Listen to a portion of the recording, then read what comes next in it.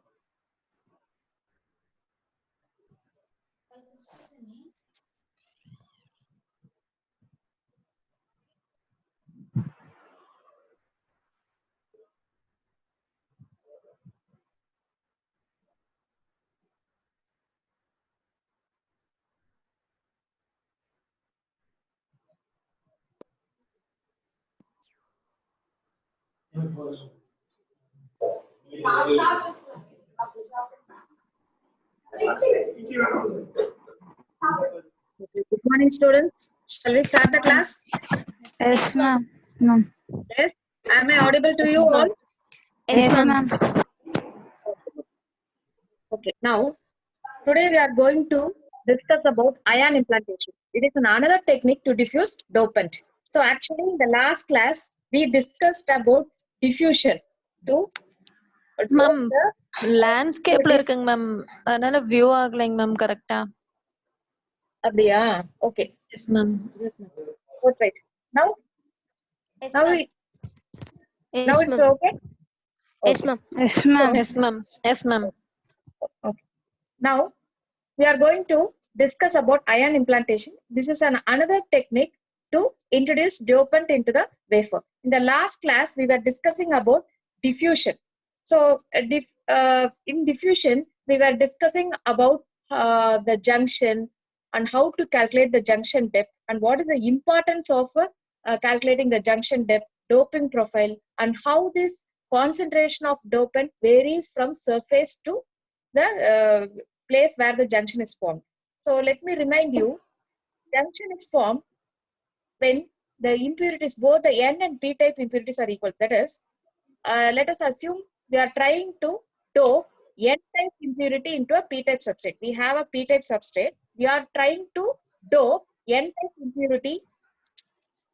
impurity into P type substrate.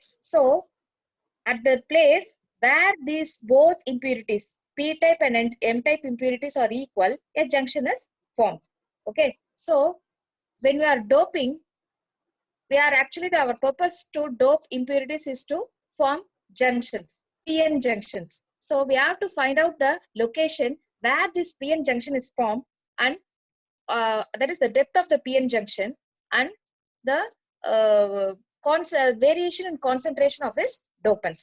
So we analyze this using two equations, that is Fick's first law and second law. Both gives you a one-dimensional equation, and we arrived at certain equations, right? So today we are going to see another technique, a more sophisticated technique to dope the impurities. Okay, so this actually ion implantation is a high temperature process. In the ion implantation, we heat the wafer in a reactor in the presence of a dopant gas. So actually, this ion implantation, that means I'm sorry. The diffusion is a high temperature, not ion implantation is a room temperature process, but the diffusion is a high temperature process. In diffusion, what we did was we have to heat the wafer in the presence of a dopant gas, right? So first, there are two steps to perform diffusion. First step is called the pre-deposition step. In the pre-deposition step, we heat the wafers in a reactor in the presence of a dopant gas. In the second step, that is drive-in step, we stop the dopant gas and then we heat the wafer so that the impurities which have entered the wafer but which are nearer to the surface are driven into the wafer to certain depth. So the depth to which these dopants will be driven in will be controlled by the temperature, right? So these are the process we used in diffusion. But in ion implantation, this is a room temperature technique. So what we do is we ionize the dopant and then accelerate it and scan the wafer. Actually, during ion implantation, the dopant atoms, see here, the ion implantation, dopant atoms are vaporized, accelerated, and directed at a silicon substrate. These atoms enter the crystal lattice, collide with the silicon atoms, lose energy gradually, and comes to rest at some depth within the lattice. So, just we ionize the gas, dopant gas. For example, if you want to dope boron, we take BF3 gas, boron fluoride gas. First ionize it and then we accelerate it and then scan the wafer using electrostatic plates. So these ion atoms enter the wafer and get lodged into the wafer. Okay. So this we are discussing ion implantation because this is a sophisticated technique and its advantages controllability and reproducibility. See, we are in search of a technique which is controllable, reproducible, and it is free of undesirable side effects. These are the needs of the doping process. So we are in search of this process. Ion implantation satisfies these two conditions. That is, it offers controllability and it also offers reproducibility. But there is an undesirable side effect, which is nothing but the silicon lattice is disrupted or damaged by the ion collisions. So what happens? How this damage happens is when the ion, see, these ions are highly energized. They are accelerated means they are highly energized. So they enter the silicon lattice with an energy level of around 10 to 11 kilo electron volts. So there's a high amount of energy because the lattice binding energy of the silicon atoms is only in the order of electron volts, say 10 to 15 electron volts. These ions these ions have a lot of energy in the order of kilo electron volts. So when these ions enter the wafer, they collide with the silicon atoms and some of this energy is transferred to the atoms. So what happens is these atoms get dislodged from the lattice and they form a second projectile. Okay. So these atoms, silicon atoms which are dislodged by the incoming ions form a second projectile and in turn they go and strike other silicon atoms and this process goes on until the ions and the silicon atoms lose their energy. So now a lot of silicon atoms are dislodged from the lattice, so the crystal structure is damaged. But this damage can be reversed by a technique called annealing. So in this annealing, actually what they do is, actually this ion implantation is also a two-step process. In the first step, the highly energized ion beam will scan the wafer. In the second step, this ion implantation will damage the crystal lattice, and this damage, that is, it will make actually this is our silicon wafer is has a regular crystal structure, right? But this crystal structure is damaged by this impinging highly energized ions. So the crystal structure becomes amorphized.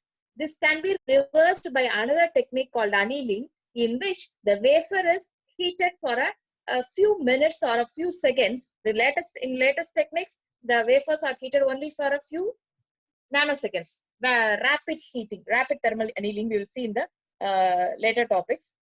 So annealing is done, that is heated and cooled, so that the silicon atoms which are dislodged and the dopant atoms which are their main purpose is to reconstruct the crystal structure so that the silicon atoms and the dopant atoms go and occupy the vacant sites and thus the crystal structure is regained. Okay. So now we would like to so the next topic is range theory. So first we want to know what is a range. The range is actually these ions travel, they impinge the wafer with a high energy, say in the order of kilo electron volt. Only if they lose sufficient energy, they settle at a place. They may settle at a vacant site, or they may settle at a interstitial space. So until such time, they will be moving inside the wafer in a random direction, both in the vertical as well as in the lateral direction. So the mean path traveled by this incoming dopant atom inside the wafer is known as the range. That the range is the average distance or average path traveled by a ion or the dopant inside the wafer. So as the ion enters the wafer, it collides with the atoms in the wafer and comes to rest at some depth. So while they are traveling inside the wafer, two types of collisions occurs, right? One is the collision between the silicon atom and the incoming ion dopant atom. This is called as nuclear collision. This is an elastic collision and it is called as nuclear stopping. So during this collision, the incoming ion loses some energy, and whereas the silicon atom in the lattice gains some energy and acts as a projectile. So it loses only some energy. So there are many collisions will occur as it travels inside the wafer. So this is an elastic collision. Okay. And this is called as nuclear stopping. That is the collision between the incoming dopant atom and the lattice silicon atom. Another type of collision occurs. This is the inelastic collisions with electrons in the target atom. That is in electron collisions with electrons in the silicon, right? This is called as electronic stopping. So mostly in this nuclear stopping dominates in the random motion. That is initially when the ions move inside the wafer. That is when they impinge the wafer, their motion is random. So during this random motion, nuclear stopping happens. That is this collision between nuclei happens. This collision dominates. Later in the second step, in which we perform the annealing to regain the crystal structure, this electronic stopping occurs. That is, these electrons in the valence electrons in the silicon atom gain some energy and gets dislodged from the silicon atom. Okay. So we are trying to calculate the total stopping power of the target. That is the total stopping power of the target. So we try to calculate this total stopping power. When we calculate this total stopping power, we can estimate the depth at which the ion can travel. So this total stopping power is given by S equal to dE by dx plus dE by dx. This is nuclear stopping power, and this is the variation of energy with respect to the distance x traveled by the ion. This is the variation of energy, change in energy with respect to the distance traveled by the ion due to electronic collision, and this is due to the nuclear collision. So let us see some facts about nuclear stopping. So nuclear stopping is caused by collision between the atoms of ions and the target atoms. Since the collision is elastic, energy lost by ion is transferred to its target atom, which recoils away from the lattice site. So this power due to the stopping power, S signifies the stopping power due to this nuclear collision. Sn is equal to dE by dx, which is given by n into integral of 0 to T max T into T sigma, where T max is the maximum energy transferred in a collision. So in a single collision, the maximum energy transferred from the ion to the silicon atom is given by T max, and N is the target atoms per unit volume. That is the concentration of the silicon atoms per unit volume, and d sigma the differential scattering cross section, and Sn is the nuclear stopping power. Now, electronic stopping. So there are two types of stopping: nuclear stopping and electronic stopping. So this is caused by interaction with the electrons of the target or the wafer, that is the silicon atoms, and the ions. The energy lost by the incident ion is dissipated through the electronic cloud, causing thermal vibrations. See, I've given you a very big expression. The derivation for this expression is outside the purview of the syllabus. They have just given a very big expression, right? So Xc is equal to, see, you can see this expression. This expression is not derived, so you just have to take it as such, and just A naught is nothing but this A naught is bore radius, and V naught is bore velocity, and N is the target atom number density. Okay.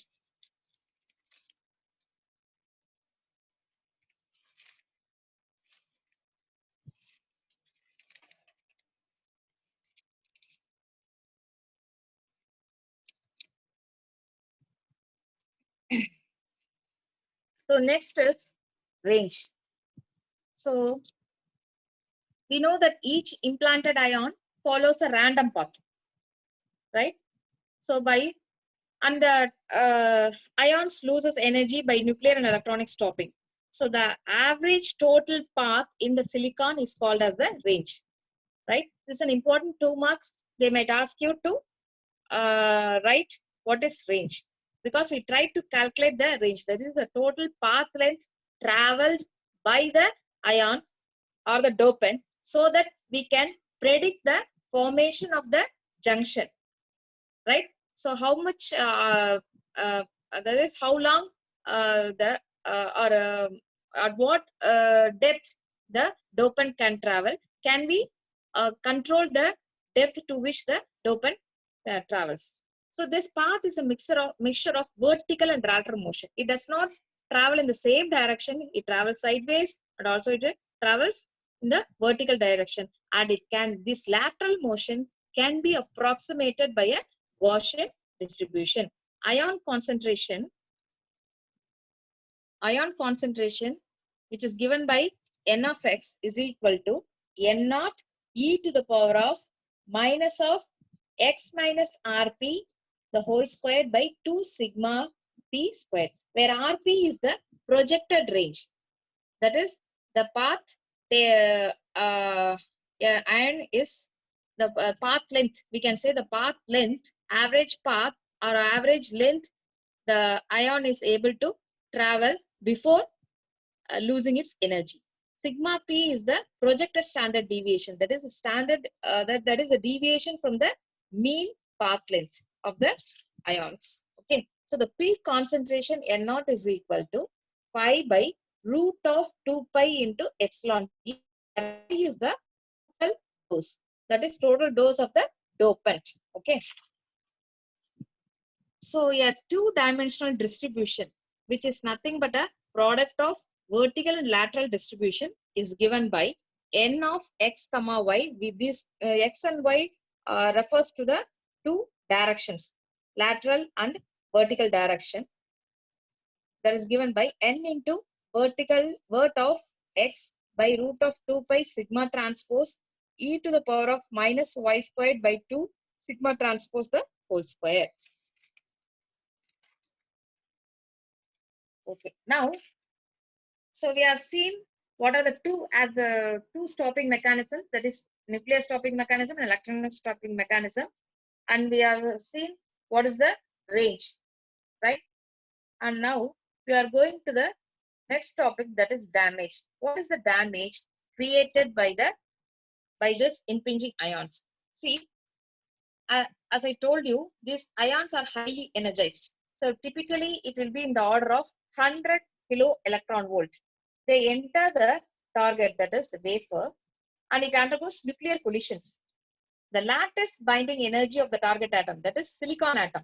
The silicon atom is bound to the lattice with a energy of 10 to 20 electron volts. That is, if it gains more than 20 electron volts, it will be able to move away from the dislodge itself away from the lattice, and it's free to travel. So this ion which enters the wafer with 100 kilo electron volt, when it collides with an atom, silicon atom, this ion displaces the silicon atom and energizes it, which travels through the target as a second projectile. This ion and the displaced atom create further displacements until the energy becomes small and the whole process stops. This scattering disrupts the crystalline structure. So this is the damage created. So what is the effect of the damage? See, while introducing dopants, see, we actually open windows in the oxide layer for doping, right? After photolithography only, we deposit or we introduce dopants into the wafer. So this it damages this oxide, and this damaged oxide. That damage means damage means what I mean here is the bonds are broken. The oxide silicon SiO2 bonds are broken.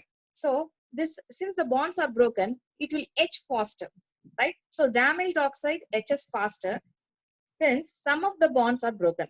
The dangling oxide bonds acts as an electron traps in the finished device. So in the finished device, it will attract electrons, and thereby it might change the conductivity of the finished device. So this is the damage created. Another damage is if a photoresist is used, it cannot be used as a mask for further processing. So it damages the photoresist also. So yeah, we have to use the photoresist. We have to use only for single time, right? So N of E, where N of E is the number of displaced atoms. We are trying to calculate the number of displaced atoms, which is approximately equal to En by 2 in Ed, where En is the energy due to nuclear scattering and Ed is the energy needed to displace the lattice atoms. Okay.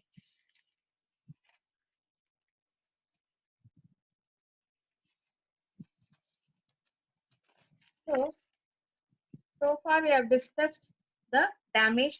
Now we will see what is channeling.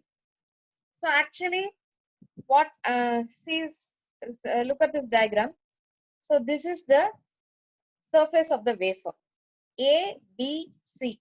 A, B, and C are the ions which are entering the wafer, and they are traveling the wafer from left to right. So these dots represent the silicon atoms. So this is a wafer. The ions, the A, B, C, and A, B, and C are ions which are entering the wafer and traveling from left to right.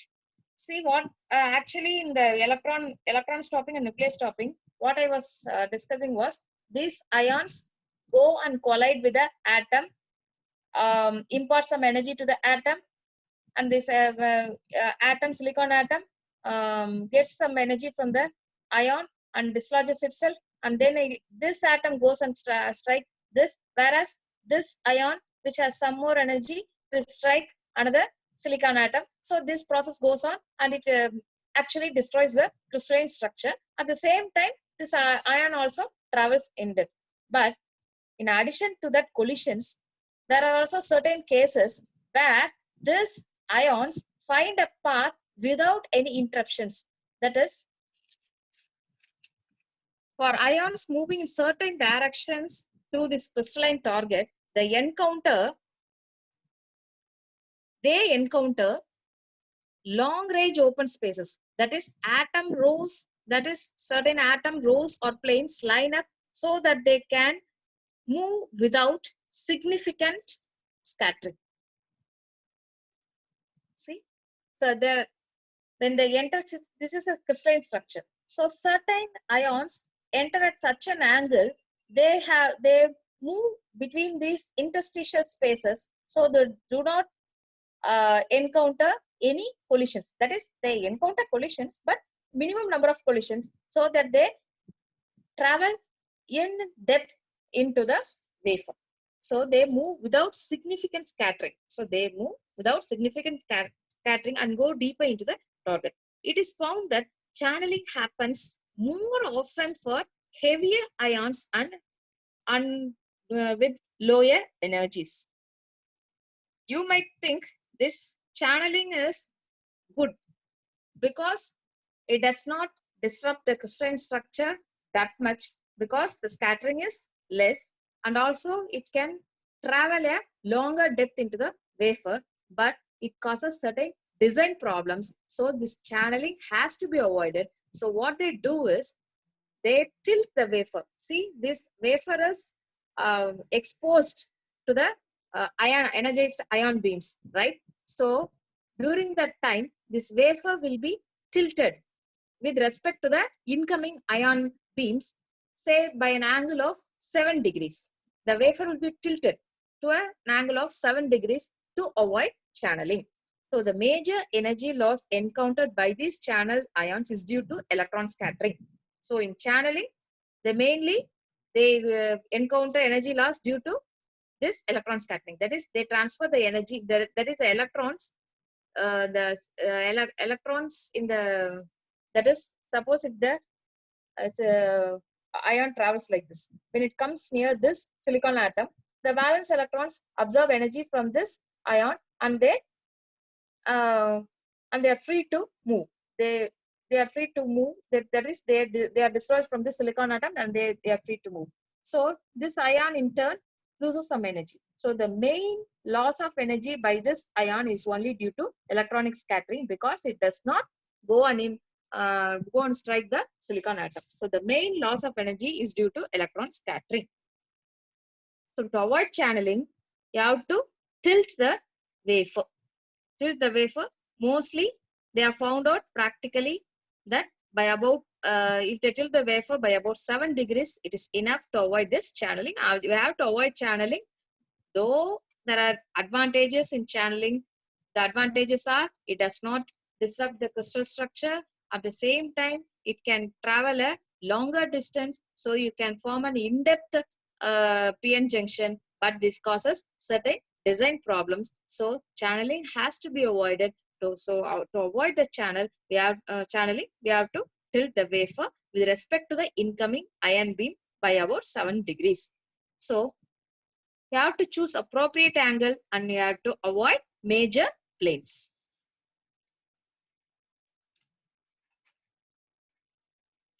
So now we are going to study about the ion implantation equipment. So the process is a highly energized ion beam scans the surface of the wafer using electrostatic deflection plates.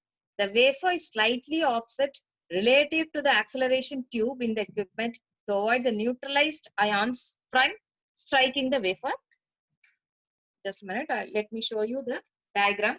If you have the book, you can go to page number 348 for the diagram.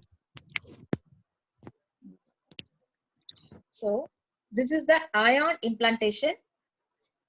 This is the ion implantation equipment. Okay. See, this is the gas source. Let us imagine that we are going to introduce boron. So here they have the boron, the gas, boron gas, that is BF3 is used. So boron gas, this is the gas source. This is ionized here, and this is a pump which pumps this ionized gas over here, and you can see there is a magnet, which actually the main thing is, for implanting boron, BF3 gas is used. So this is the gas source, right? The BF3 gas is ionized by a heated filament. So it is ionized by means of a heated filament. But this ion plasma has many other species apart from the desired ion fragments. So in addition to the ions, boron ions, there are also some other ion fragments. So we need only the boron ions. So we have to separate only the boron ions, and this boron ion should be allowed to strike the wafer where the wafer is here, right? So what we do is we use an analyzer, which now we have to use an analyzer. See, analyzer எங்க இருக்குன்னா, this is the analyzer, right? So in the analyzer, there is a large magnet. This rectangle is nothing but a large magnet. So this is the boron gas source, and it is the filament is somewhere here where this boron gas is ionized, and it enters an analyzer which has a large magnet. This rectangle is the large magnet. This magnet ensures that only an ions with a proper charge to mass ratio, that is charge with a proper charge to mass ratio, can continue to the acceleration tube.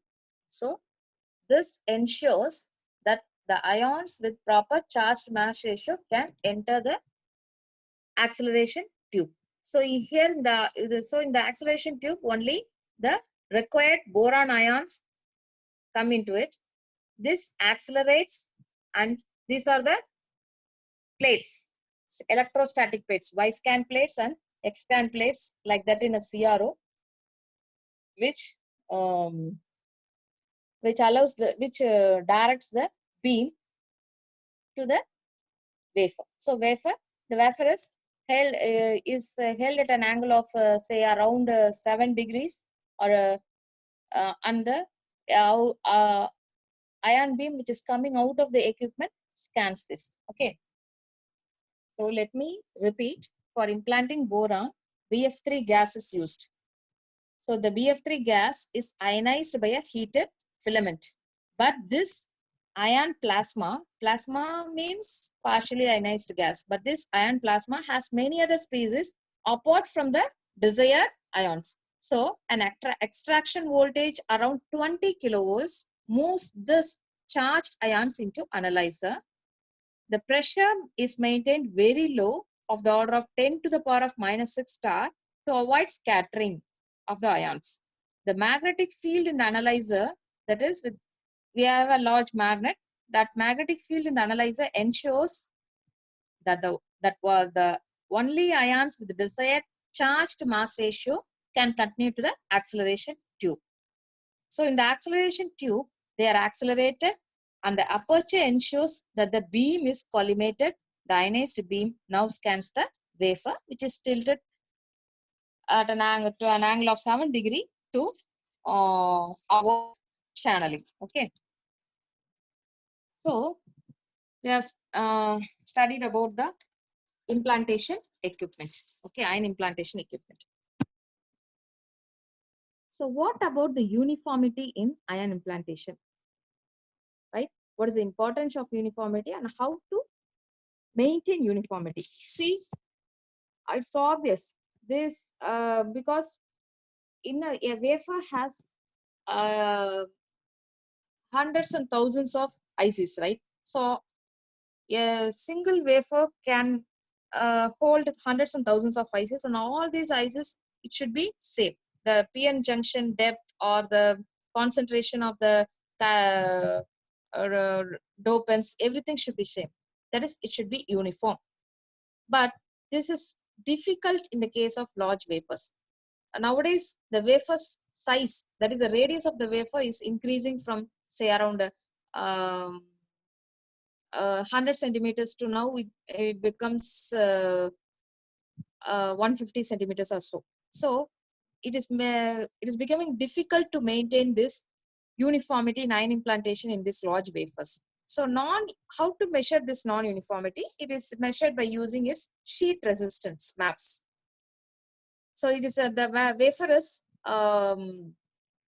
is measured for a sheet resistance, and the variation in the sheet resistance across the surface of the wafer is measured, and this variation is a technique to measure the uniformity of the ion implantation. So uniformity is affected by the tilt given to wafers to avoid channeling. That is, see, we are tilting the wafers to avoid channeling, right? So this wafer is very, very thin. So the wafer holders, which is used to tilt, may not give a uniform tilt to the whole wafer because the wafer is very thin. at the where the wafer holder where it is holding the wafer, it may give a larger tilt, whereas the other end of the wafer, which is far away from the holder, may not be tilted to such an angle. So this also introduces non-uniformity. So to maintaining uniformity is very, very important, but at the same time, we are facing difficulties in maintaining this uniformity in ion implantation.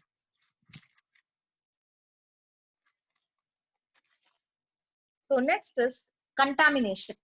So contamination occurs, though when compared to diffusion, this ion implantation is a very sophisticated technique, but still there are problems like this contamination. So this contamination occurs due to metal atoms which are knocked from the chamber walls, right? The wafer holders and clips. The contamination occurs due to this wafer holders and the clips, and also masking apertures, and also we are using pumps.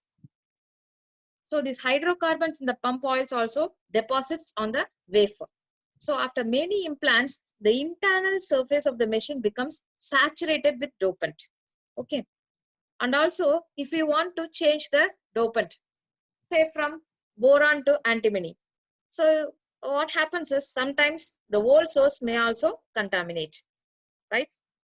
The solution is we have to carefully design to minimize the ion beam contact with the surfaces. This ion beam should not strike anywhere. It should strike only the wafer. We have to ensure that the ion beam strikes only the wafer. Particularly, it should not strike the wafer holder. So, this focused ion beams. So, this is a new techniques. So, till far the ion beam implantation, we have studied this. It relatively uses a broad beam, right? So, this ion beam in ion beams we have discussed so far is uses a broad beam. These equipments. Now they have improved these systems so that the ion beams are more focused, right?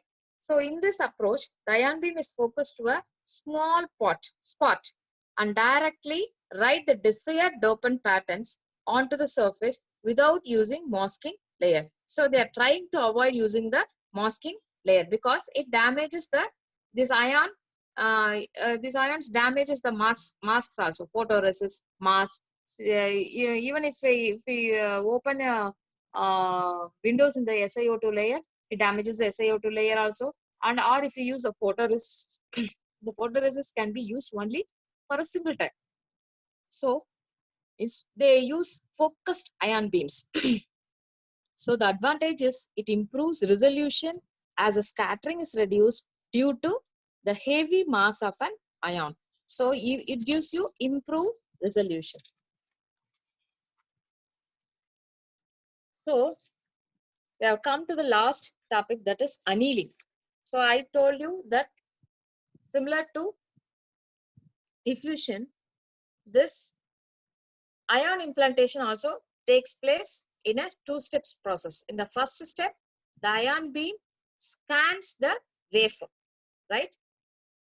And in the second step, the first step, while the ion beam enters the wafer, it amorphizes the wafer. That is, the crystal structure is lost. To regain the crystal structure, and another process is done, that is annealing. That is the wafer is heated. So the main purpose of annealing is to repair the lattice damage caused by the ion implantation. And also, another important purpose for annealing is you have to put the dopant atoms in substitution sites where they will be electrically active. So you try to put the dopant atoms in the vacant sites so that they will be electrically active. So there are two types of annealing, mainly furnace annealing and rapid thermal annealing. Furnace annealing, they are heating the wafers in a furnace to a high temperature for about 15 minutes. So after scanning the wafer with the ion beams, these wafers are again heated in a furnace to repair the lattice. So this is a very old technique where the wafers are heated for around 15 minutes. But in the newer technique, rapid thermal annealing technique, there are various types of techniques, but we are going to discuss only 3 types very briefly. So it includes various techniques that heat wafers for periods from around 100 seconds to nanosecond. So allowing the damage or the repair or the damage, allowing to repair the damage with minimum diffusion.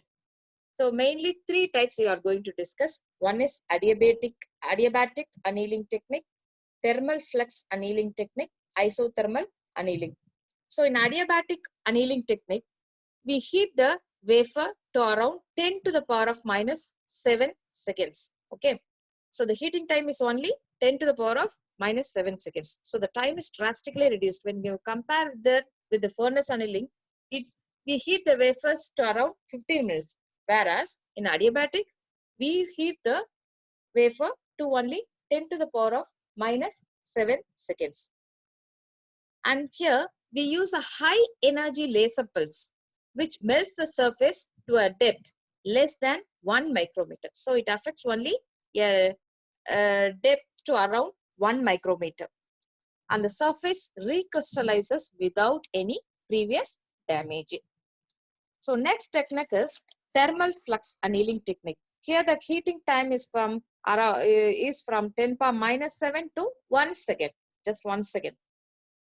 Here the heat source is nothing but a laser, or you can use an electron beam, or you can go for a flash lamp.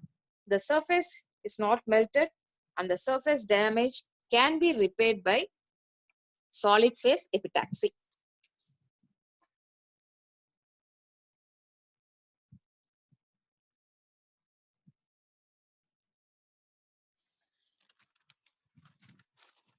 So next, the last technique is isothermal annealing. Here the heating time is longer than 1 second, and it uses tungsten halogen lamps or the graphite resistive strips to heat the wafer from one or both sides. So advantage is good activation with less diffusion. And second advantage is it is a cleaner process since the chamber walls are cold. So shallow junctions. Next topic is shallow junctions. Suppose if you want to form very thin junctions, shallow junctions, the junction depth should be in the order of less than 1000 Armstrong. So it requires precise control of dopant distribution vertically and laterally on a very fine scale. So for this, they use 3 techniques. One is low energy implantation. So the name itself suggests when the energy is very high, then the dopants can travel, that is the ions can travel to a longer distance in the wafer. So you implant the ions with a low energy so that you can form a shallow energy. That is the junctions are formed at a very shallow depth. Tilted ion beams. So when you tilt the ion beams, they have to travel a longer distance, right? So that also longer distance to reach the wafer. So when you tilt the ion beam, they have to travel a longer distance, comparatively longer distance to reach the wafer. So through that technique also you can form a shallow junction. And you can implant silicides and polysilicon, which also ensures that junctions are formed or which deter the movement of ions inside the crystal lattice so that a shallow junction is formed. Okay.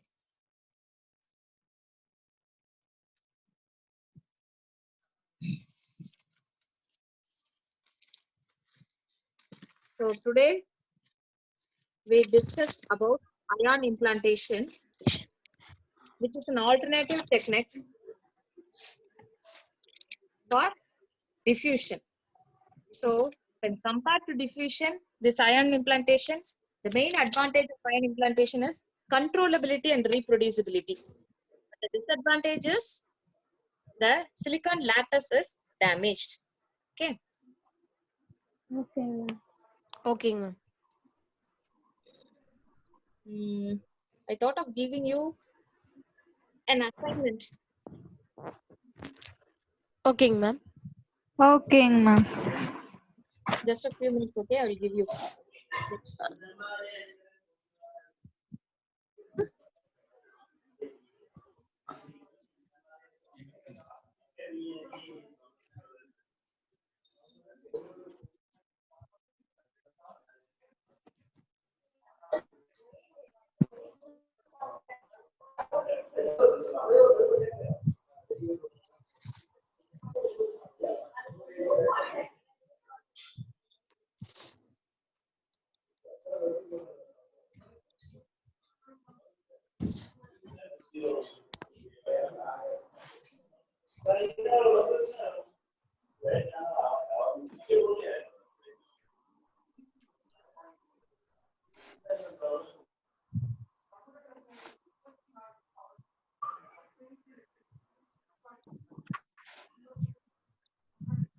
When is the next class?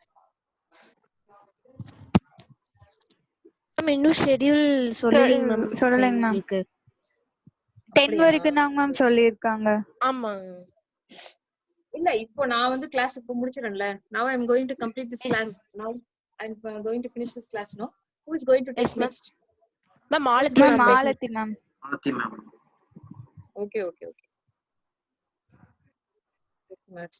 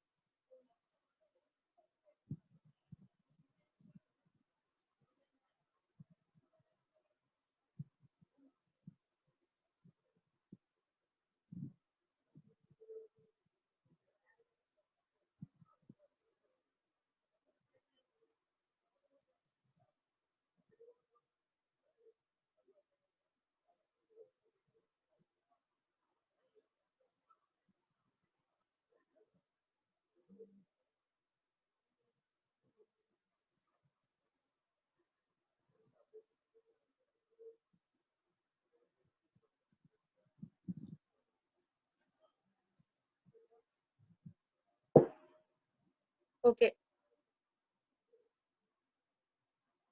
Please take down this question.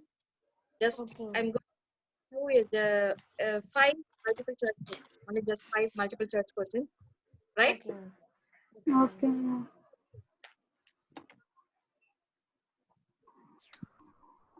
After Ayan question, Ma'am.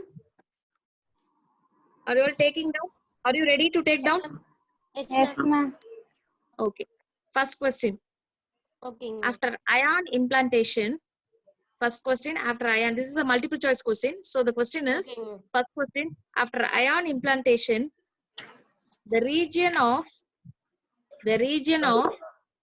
Ma'am, after ion implantation, ma'am. yes, after ion implantation, Okay, ma'am. the region of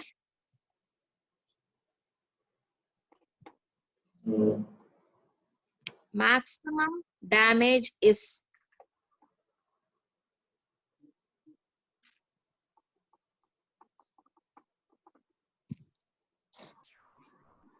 first option A, Yes, ma'am. at the surface x equal to 0, inside brackets x equal to 0, Okay, ma'am. at the surface. Option B, at the point of Ma'am, At the point of peak doping concentration. At the point of peak doping concentration.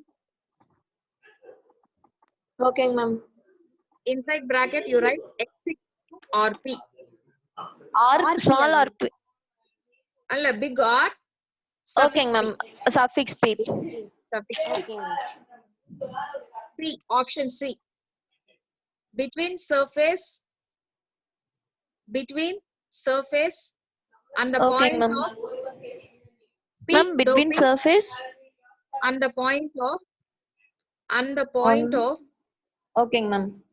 peak doping concentration. And the point of peak doping concentration. Okay, Where ma'am. X lies between 0 and RP.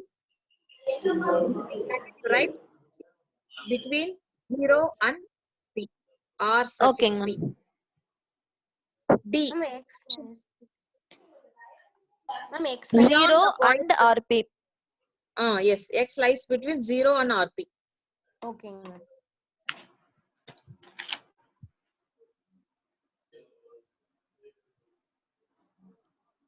So D, option Okay, D, ma'am. Okay, ma'am. point of beyond Ma'am, the point of beyond the point of. Okay, ma'am. beyond the point of peak doping concentration. Okay, ma'am.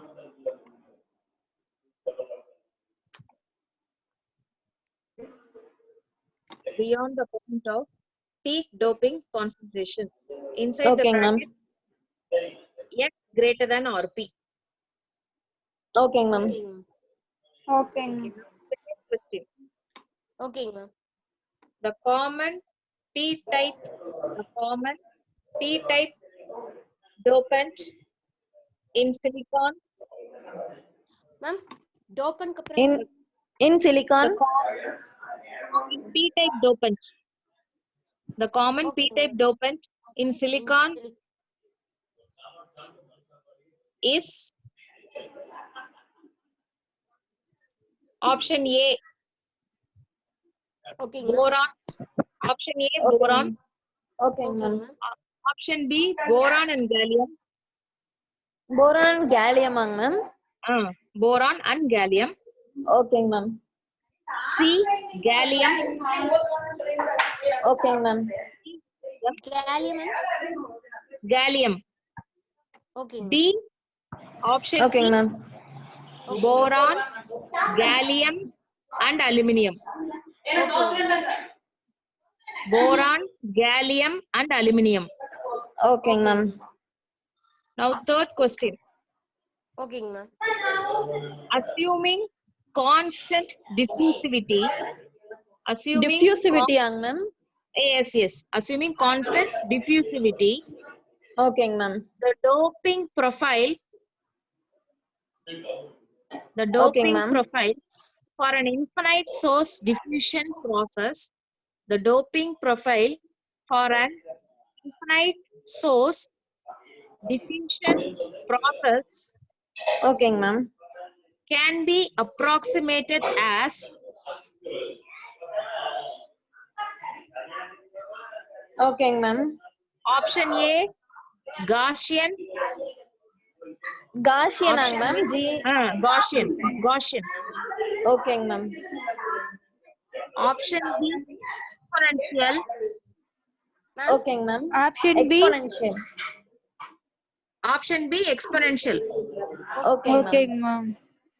Option C, error function. The complementary error function. See, I'll Okay, write ma'am. this complementary error function. ERFC. Okay. ERFC. This is option Okay, B. ma'am. Complementary error function.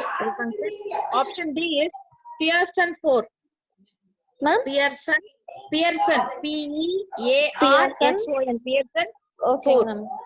Roman letter 4. Pearson 4. Okay, ma'am. Okay, ma'am. Now, fourth question. The damage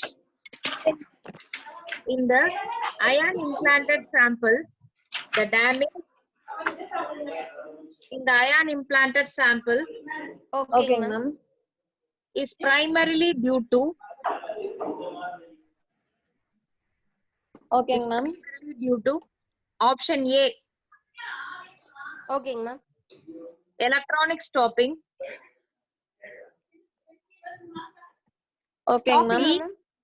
ma'am. Stopping. ஓகேங்க ma'am. B, nuclear stopping. ஓகேங்க ma'am. C, a combination of electronic and nuclear stopping.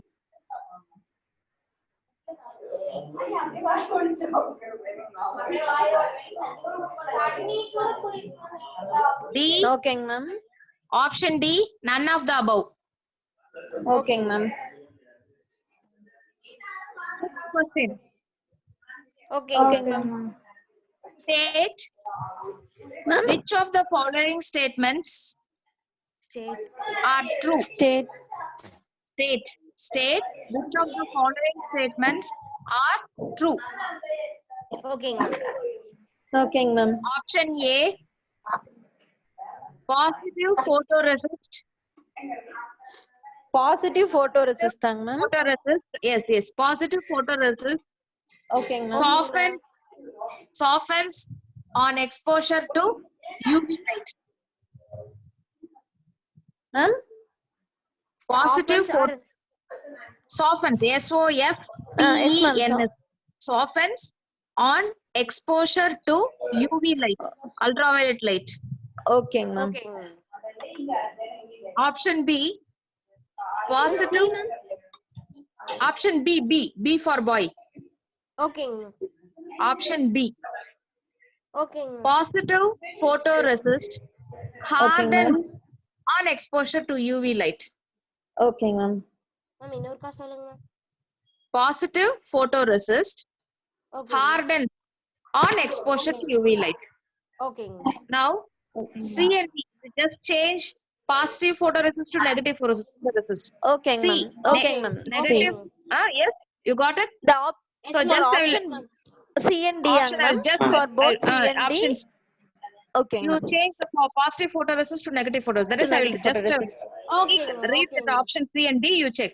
Negative C. Okay, ma'am. Option C. Negative photoresist softens on exposure to UV light. ஓகேங்க D. Ma'am. Option D. Negative photoresist hardens on exposure to. Exposure to UV Okay. light. ஓகேங்க ma'am. ஓகேங்க ma'am. Now take down this, fill in the blanks. Okay. First one, the two main advantages of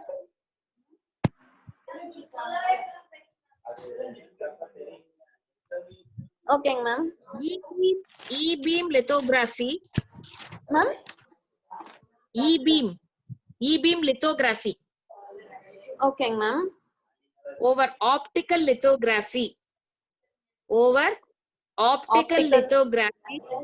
Optical Okay, ma'am. lithography or dash. ஓகேங்க ma'am. The arsenic is preferred. Ma'am Second arsenic. question ma'am. Arsenic. ஓகேங்க ma'am. ARS. arsenic Arsenic is preferred over phosphorus over phosphorus as a dopant for emitter. for Because- emitter ma'am. For emitter, ஓகேங்க ma'am. because it does not exhibit dash.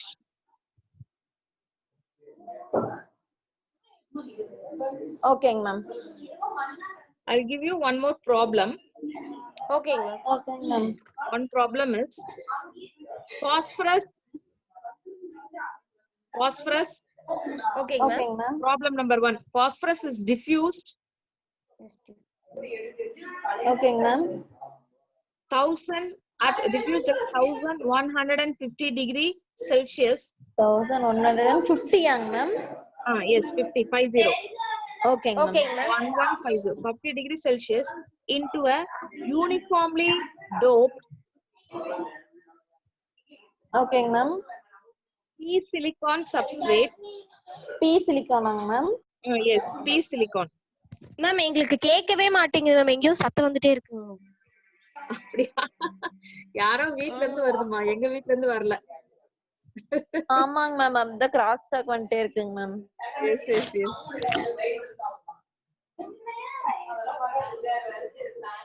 Okay. Okay. Let me repeat. Phosphorus is diffused at Okay, ma'am. 150 degrees Celsius Okay, into ma'am. a randomly doped Okay, ma'am. P silicon substrate Okay, ma'am. with acceptor concentration Okay, ma'am. of Na, capital N suffix A, acceptor concentration Na Okay, ma'am. equal to 10 to the power of 16 per centimeter cube. Okay, ma'am. Given that, next line, given that Okay, ma'am. the solid solubility, given that the solid solubility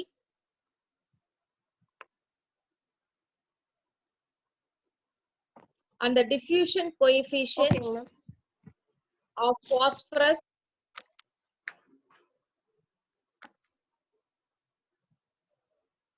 given that the solid solubility and the diffusion coefficient of phosphorus Okay, in ma'am. silicon at 1150 degrees Celsius at 1150 degrees Celsius is 10 to the power of 20 per centimeter cube. 10 to Okay, the ma'am. power of 20 per centimeter cube. And 10 to the power of minus 12 Okay, ma'am. centimeters squared per second Okay, ma'am. respectively. Okay, ma'am.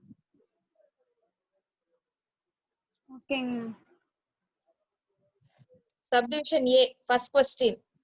Okay, ma'am.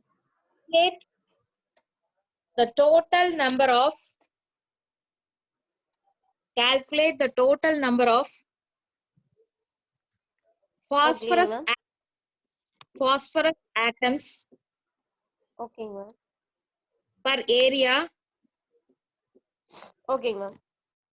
in silicon ma'am phosphorus atoms per area.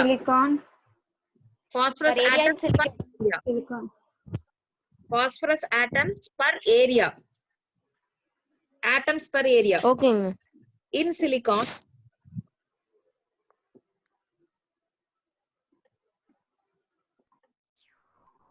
after a pre-deposition time. Okay, ma'am. After a pre-deposition time of Okay, ma'am. 1 hour. Of 1 hour. Okay, ma'am. Option B. If after this step, Okay, ma'am. driving is carried out Okay, ma'am. for 2 hours,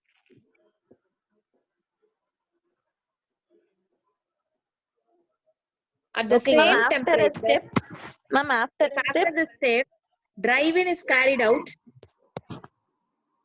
ma'am இன்னொருக்கா first சொல்லுங்க ma'am.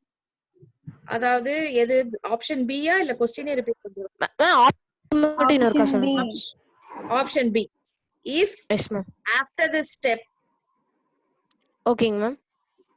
drive in ஓகேங்க ma'am. is carried out for ஓகேங்க ma'am. 2 hours ஓகேங்க ma'am. at the same temperature,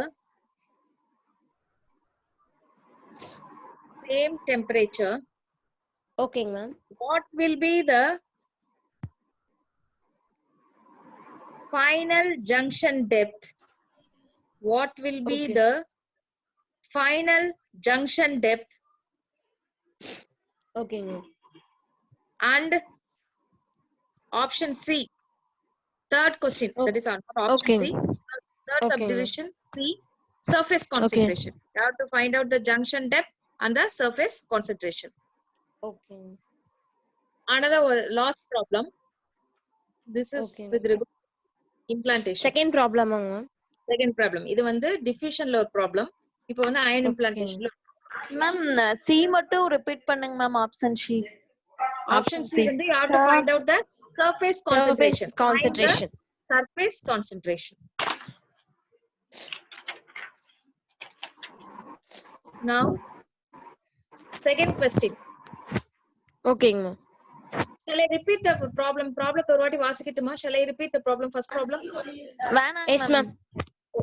ஒரு வாட்டி வாசிச்சறேன். Yeah. Phosphorus, Okay, ma'am. phosphorus is diffused at 1150 degrees Celsius into a uniformly doped P silicon substrate with acceptor concentration of N suffix A equal to 10 to the power of 16 per centimeter cube. Given that the solid solubility and the diffusion coefficient of the phosphorus in silicon at 1150 degrees Celsius is 10 to the power of 20 per centimeter cube and 10 to the power minus 12 centimeter square per second respectively. Calculate the first subdivision A. Calculate the total number of phosphorus atoms per area in silicon after a pre-deposition time of 1 hour. Subdivision B. If after this step, dry-in is carried out for 2 hours at the same temperature, what will be the final junction depth? Option C, the surface concentration. That is, the option C, you have to find out the surface concentration, not option C, subdivision C. Second problem. Shall I dictate the second problem? Yes, ma'am. ஓகேங்க ma'am. Second problem. Phosphorus is implanted into a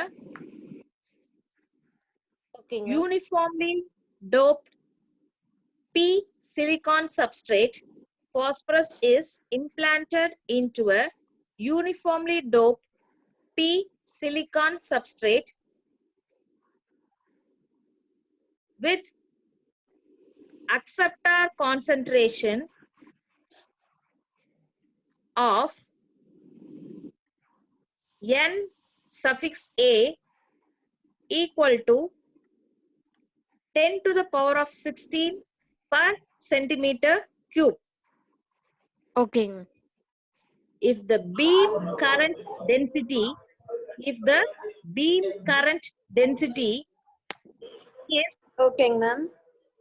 2 microamps per centimeter square, 2 micro ஆம்ஸாங்க ma'am. டிஓ வாங்க ma'am.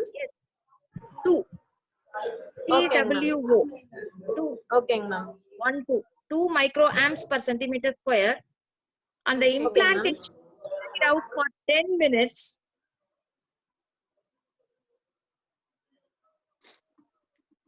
Subdivision A, calculate the implantation dose. Ma'am wait ma'am. Ma'am carried out for 10 minutes ஆங்க ma'am. 10 minutes, carried out for 10 minutes. ஓகேங்க ma'am. Subdivision A, Okay, ma'am. ஓகேங்க ma'am. calculate the implantation dose. Okay, ma'am. B, find the peak ma'am doping implantation. Dose. dose. DOSE, dose. ஓகேங்க ma'am. Implantation dose. B, find the peak Okay, ma'am. doping concentration. Find at least doping concentration. Ma'am Find the peak, PEAK, peak. Okay, ma'am. Find the peak doping concentration, Okay, ma'am. assuming RP is equal to 1.1 micrometer. 1.1 micrometer. Okay, ma'am. delta RP equal to 0.3 micrometer. Okay, ma'am. Delta RP equal to 0.3 micrometer. Subdivision C. Okay, ma'am. Find the surface doping concentration. Find the surface doping concentration. Concentration. அவ்வளவுதான். Find the Okay, surface ma'am. doping. Now, you have to compare the results in problem 1 and 2. So, the first problem deals with the diffusion technique of implanting the dopants, and second problem deals with the ion implantation. So, you have to compare the results in the problems 1 and 2. And what do you think is a major advantage of ion implantation? After calculating, you compare the results from the two problems and Okay. you have to say the major advantage of ion implantation. What do you think is Okay, the ma'am. advantage of ion implantation? So this is your assignment, right? So Okay, yes, how ma'am. much time do you want to complete this assignment? 10 days? Or after Okay, the ma'am. college reopens? If it reopens. Okay. Let us see what the government is going to announce regarding this lifting of the curfew. Okay. Yes, So ma'am. Okay, Yes, ma'am. ma'am. if they lift after April 15th, you might submit.